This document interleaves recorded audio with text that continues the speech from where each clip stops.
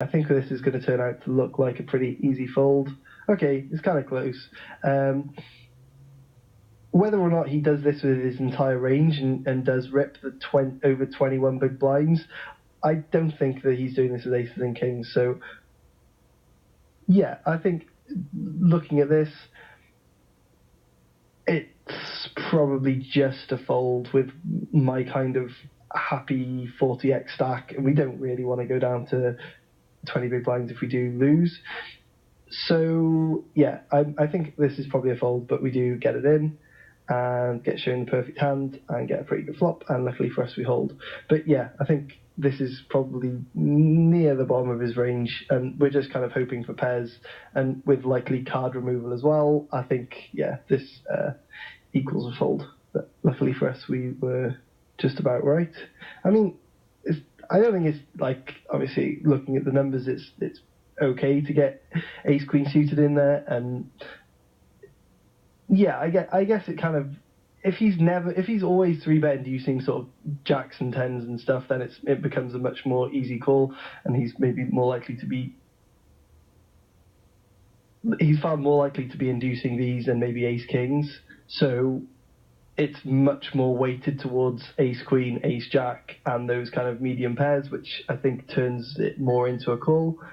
But yeah, the decision is more based on what the implications are to our stack size, and I think maybe thinking about that is just a fold. But I'm still fine with getting it in. So here, this guy c-bets, and we have a fairly easy fold, three-way.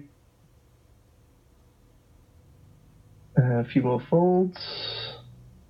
This time we do defend the jack 10 off. I think that this guy had been pretty super aggressive, so the hand is connected as this, I'm happy to defend, although this maybe goes a little against what I was saying earlier. If I'm folding king 10 suited in this position, and yet I'm defending 10 jack off, but we do have the antes, which has some increase in how much we should be playing here, and kind of how crazy this guy had been. Obviously from the guy before we had not much info, so we do defend the 10 jack off. We flop middle pair, but on a board that we just can't really take too much heat on, so I just decided to check fold here. Check calling's okay, but I mean, on any turn card, I probably am going to have to check fold to a double barrel, but we do just decide to let it go.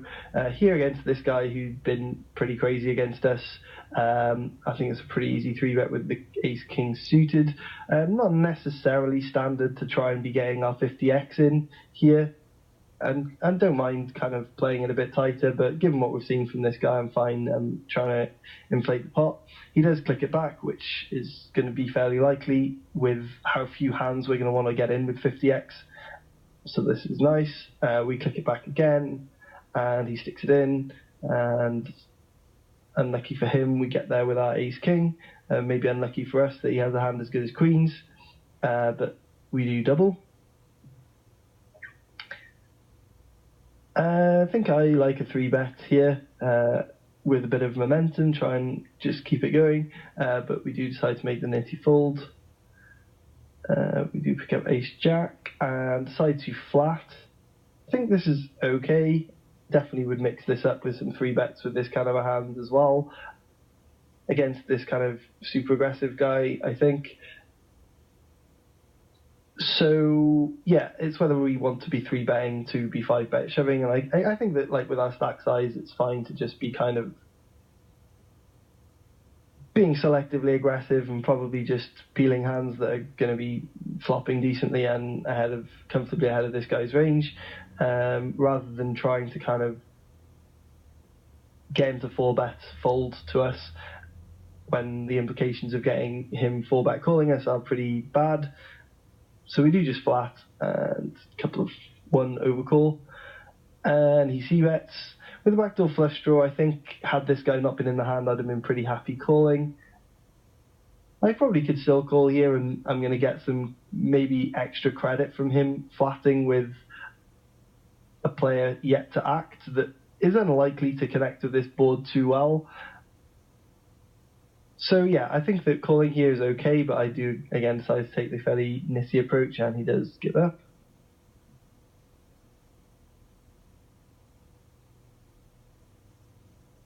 Here we open the ace-4 suited and get a 7x reshove. So getting just a little over 2-1, I think we can just about call with the ace-4 suited. And luckily we get there against this guy again. Especially with our stack size as well. I think that makes it more of an easy call. With the pocket fives.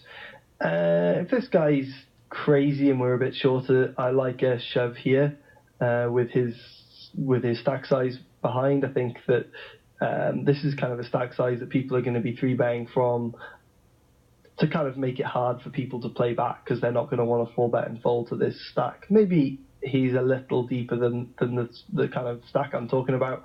Like, I think that's nearer the sort of 20-19 big blind stack that people... It makes it very hard. Like, what can their opponent do, really, if they don't have it? I mean, it's just a really ugly shove, and they're not probably going to want to be 4-bet fold. All the hands they're going to be want to 4-bet folding are going to have pretty good equity, probably against... They're going to be the kind of broadways that are going to have decent equity anyway. So maybe they end up showing those more often, and that's why it's kind of a good stack to 3-bet from. So taking all that into account, with this stack size, it's an easy fold, I think. But if we're shallower, I don't mind shoving over the top of this. But he gets it through.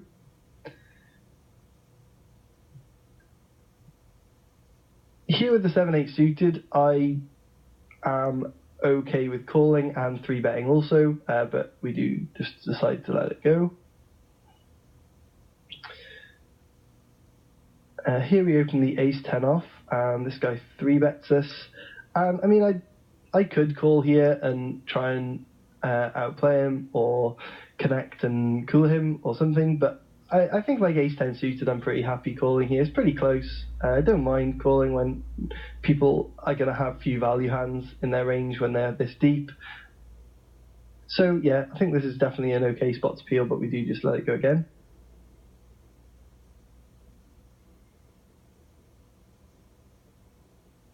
Same thing here with this kind of awkward stack that he's 3-betting from and just doesn't really give us too many options, so we let it go. And he gets it through.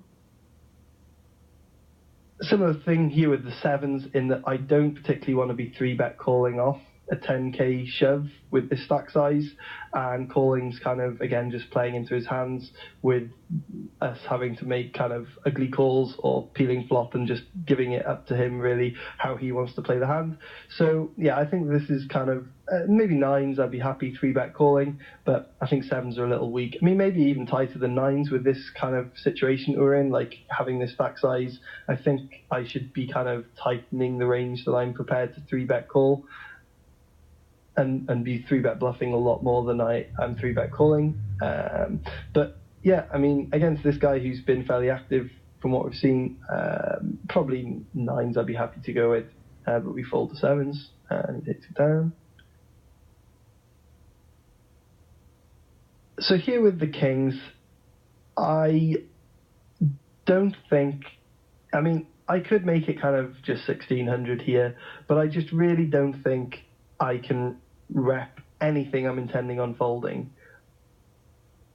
It's a pretty, like, I mean, I could be bluffing here, but I think in these seats, it's fairly unlikely to be picking on a kind of 20x stack. I think, like, obviously there are going to be a lot more 3-bet folds if we're sort of hijack, cut off, what have you. But here, I just really feel like I'm not going to get many kind of spewy 4-bet shoves from him here. So I don't really like flatting. I think it does turn my hand face up to an extent to some people, but they could feel I'm making a kind of weak peel with king-queen suited or something like this. But yeah, I think that we're just in a fairly ugly situation against his stack size here. Making it 1600 just looks so strong. Flatting looks strong also. So it's kind of hard to know which way to go here. And I just decided to call. I mean, sadly we've lost the guy that was here, but these guys have both been fairly aggressive. This guy's been fairly aggressive. We've got a stack that could shove. I mean, even though it's kind of the situation where he knows I do have aces and kings a decent percentage, like he's still just not going to be able to fold 9s and 10s with this stack, I don't think. So anyway, we decide to flat. And pretty ugly flop.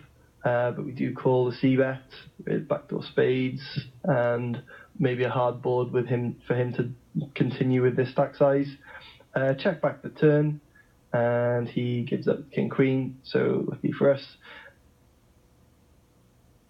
So yeah, I mean, I just don't ever think he's going to be shoving this kind of a hand over the top of our 3-bet. I mean, I think he certainly would in later seats, but I just don't expect that to be the situation for me to really bluff in. But we do take a small one. And I think I will leave this part where it is and probably get more into the stats in the second part. But yeah, this will probably be a 3-parter, and hope you enjoyed the first one. This has been Paul Centre for Run At Once, and I'll be back soon. Cheers, guys.